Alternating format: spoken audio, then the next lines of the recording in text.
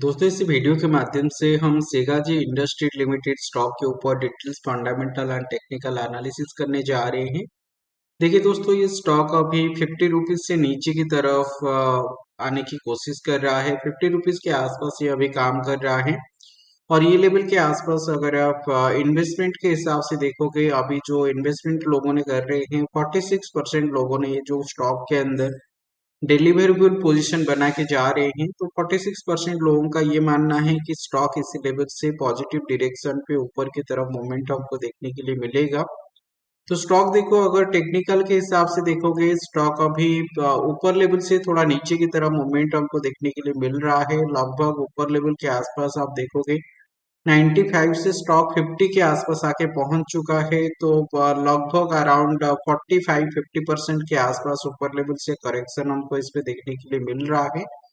तो ये ऊपर लेवल से इतना ज्यादा करेक्शन क्यों देखने के लिए मिल रहा है और क्या ये प्रोबेबिलिटी है इसी लेवल से पॉजिटिव डायरेक्शन पे मूवमेंट आने की, चलिए उसके बारे में डिटेल्स हम टेक्निकल एंड फंडामेंटल एनालिसिस करके जानते हैं। फंडामेंटल एनालिसिस के लिए क्लीनर साइट के अंदर मैंने ये स्टॉक को ओपन किया है और ये स्टॉक दोनों बीएसई एंड एनएसई दोनों मार्केट पे दोनों एक्सचेंज के अंदर ये लिस्ट हुआ है। और ये स्टॉक देखो, जो दो स्टेट के अंदर बेसिकली काम कर रहा है, तेलंगाना एंड गुजरात स्टेट, ये दोनों स्टेट के अंदर ये स्टॉक का ऑफिस है। और इसी लेवल के आसपास अगर मार्केट कैपिटलाइजेशन के हिसाब से देखेंगे, स्टॉक एक स्मॉल कैप कंपनी रेंज के अंदर आता है, क्योंकि जो कंपनी का मार्केट कैपिटलाइजेशन 5000 करोड़ से कम होता है वो बेसिकली स्मॉल कैप रेंज के अंदर आता है। तो ये 1686 करोड़ के आसपास स्टॉक का मार्केट कैपिटलाइजेशन है और करेंट प्राइस जो है 50 के आसपास है। तो ऊपर लेवल से अच्छा खासा करेक्शन हमको इस पे देखने के लिए मिल रहा है। स्टॉक ऑलमोस्ट ये 52 एक लो के आसपास आके काम कर रहा है। स्टॉक देखो इसी लेवल के आसपास पेग वैल्यू उसका ठीक ठाक है। 0 to 1 रेंज के अंदर जनरली पेग वैल्यू जो रहता है वो फंडामेंटली काफी अच्छा माना जाता है। तो ये देखो 1 के आसपास है और जी फैक्टर भी 5 के आसपास है, मतलब ये कंपनी का ग्रोथ आगे आने वाले दिनों पे अच्छा खासा होने वाला है।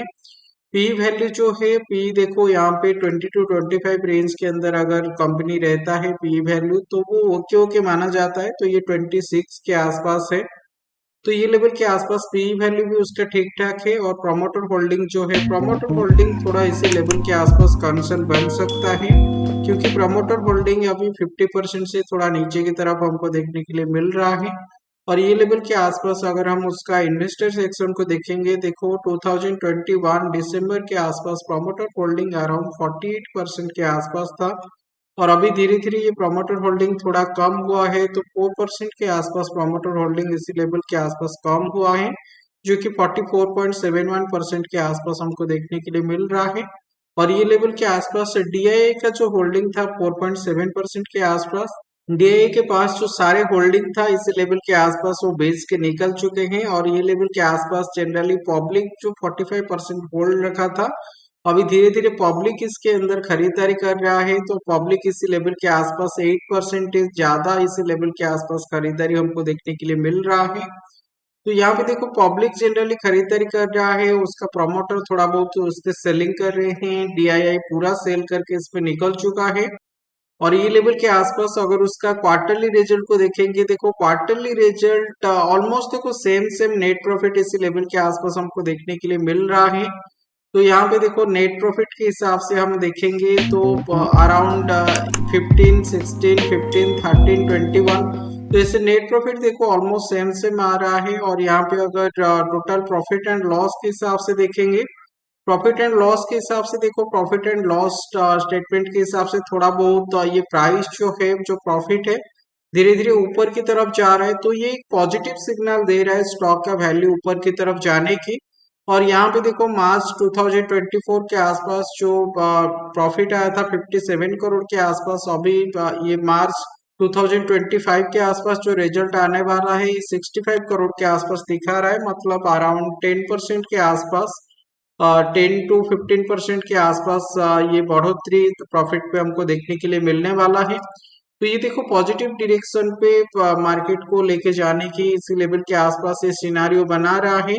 और यहाँ पे उसका अगर एनालिसिस सेक्शन को देखेंगे, स्टॉक देखो इसी लेवल के आसपास हम एक्सपेक्ट कर रहे हैं एक अच्छा क्वार्टरली रिजल्ट आने वाला है और इसी लेवल के आसपास स्टॉक का जो पियर्स है, जो कॉम्पिटिटर है, अगर उसके हिसाब से देखेंगे तो देखो कॉम्पिटिटर के हिसाब से जो पेइंग वैल्यू है ये स्टॉक का काफी अच्छा पेइंग वैल्यू देखने के लिए मिल रहा है। तो ये फार्मास्यूटिकल स्टॉक के अंदर आ रहा है, फार्मास्यूटिकल सेक्टर के अंदर ये देखो पेइंग वैल्यू अच्छा पेइंग वैल्यू माना जाता है।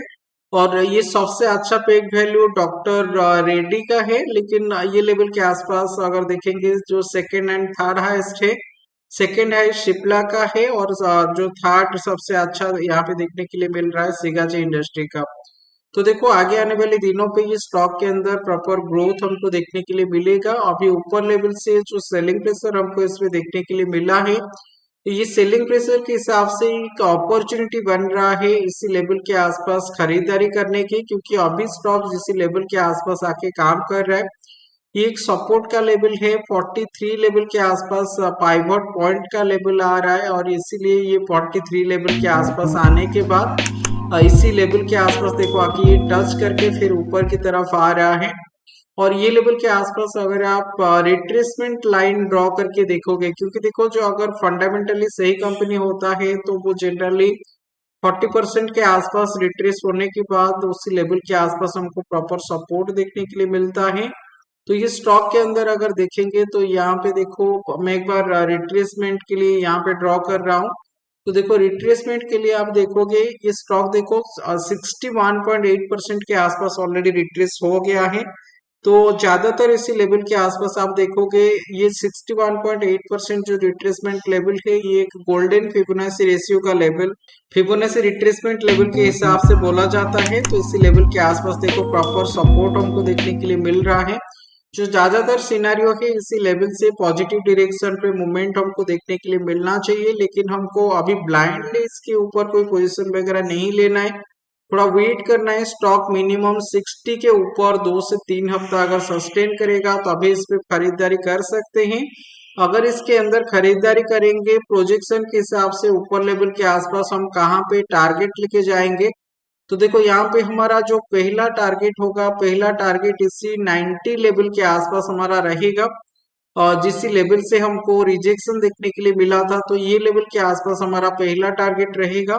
और ये लेवल अगर मार्केट ब्रेक करके ऊपर की तरफ आता है, सेकंड टारगेट 120 के आसपास एंड थर्ड टारगेट 140 लेवल के आसपास रहेगा। तो देखो स्टॉक के अंदर पोटेंशियल है ऊपर की तरफ जाने की, लेकिन हमको वेट करना है 60 के ऊपर स्टॉक सस्टेन करेगा तो अभी इस पे खरीदारी कर सकते हैं। लेकिन देखो मैंने मेरा राय आप लोगों के साथ proper technical and fundamental analysis करके शेयर कर रहा हूँ। आप इस पे कोई भी पोजीशन वगैरह बनाने से पहले आप आपके फाइनेंशियल एडवाइजर के साथ जरूर बात कर लीजिएगा, उनका सलाह जरूर ले लीजिएगा।